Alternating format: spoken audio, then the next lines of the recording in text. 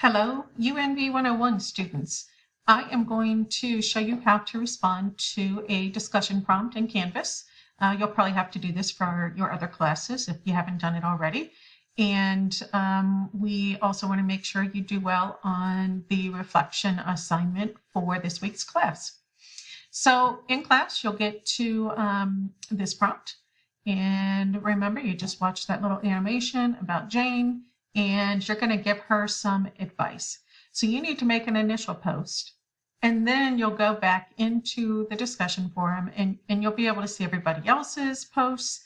And you may have to wait for other people to post, but you'll see the other people's posts, and then you can respond. So your first response goes right there in that box that said reply.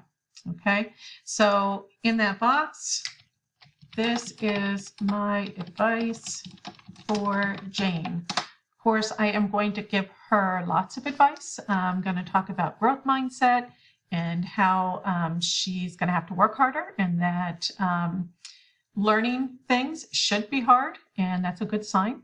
And also talk to her about college expectations. So it'll be a lot longer than mine. You're going to post your reply, and then you're going to end up in the forum.